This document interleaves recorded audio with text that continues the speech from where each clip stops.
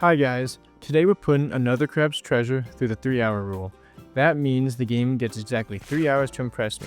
After that, I'll give you my first honest impressions. No endgame spoilers, no deep lore dives, just whether it earns your time up front. Here's the setup. Another Crab's Treasure is a Souls-like inspired action RPG game with a really unique twist. You play as Krill, a hermit crab whose shell gets repossessed for unpaid taxes, forcing him into a journey through a polluted ocean to find a legendary treasure and reclaim his home. You battle corrupted sea creatures and other inhabitants driven mad by gunk, ocean pollution and trash, that has created a trash-based society and economy. The game uses humor in its underwater setting to explore dark, anti-capitalistic themes, ultimately questioning the meaning of wealth and the cost of a collapsing world. It's not something that I expected going in, but honestly, it hooked me right away. Moving on to the gameplay and controls. If you've played Souls-like games like Elden Ring, you'll recognize the basics here. Light and heavy attacks, blocking, dodging, locking onto enemies, and of course, big boss fights. I'd say the only complaint about the gameplay that I have is the controls do feel a little clunky.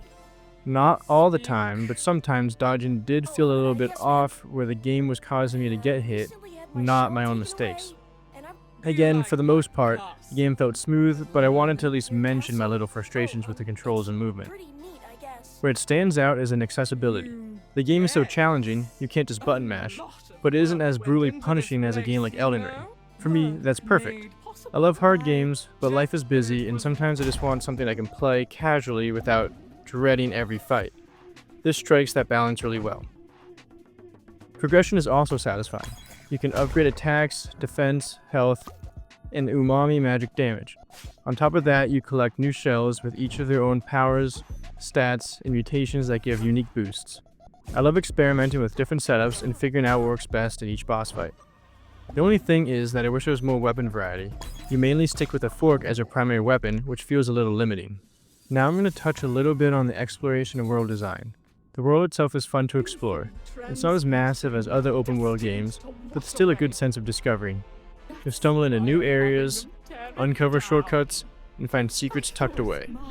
The grappling hook adds some cool 3D platform elements too, which gives the game some more variety. The story progression also surprised me.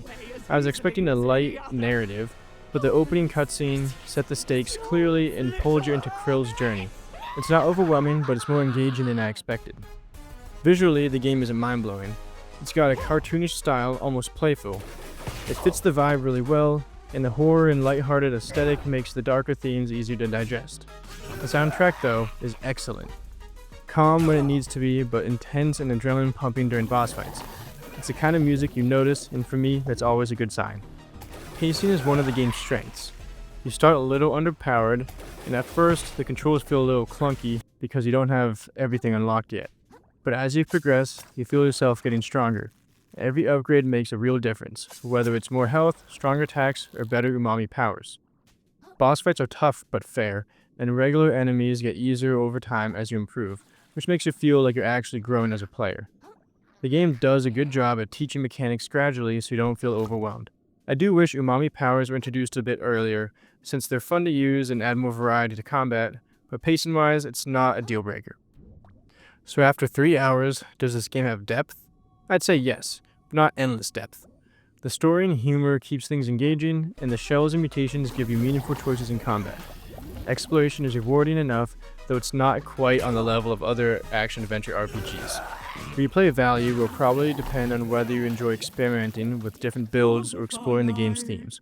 For me, I can see myself coming back and finishing the story and maybe replaying a few sections, but it's not a game I'd stick 100 hours into. And that's fine. I actually like that it's more of a 15 to 20 hour experience. These days, shorter but satisfying games really appeal to me.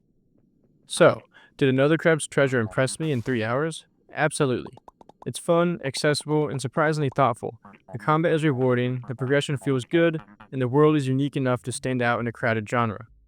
It's not perfect, weapon variety is limited, and some mechanics take a little too long to unlock, but overall, it balances challenge and accessibility in a way that makes it really enjoyable, especially if you like Souls-like games, but don't always want something as punishing as Elden Ring maybe. On my 3-hour scale, Another Crab's Treasure scores an 8 out of 10. A great first impression, and a game I would definitely keep playing. And that's the beauty of the 3-hour rule.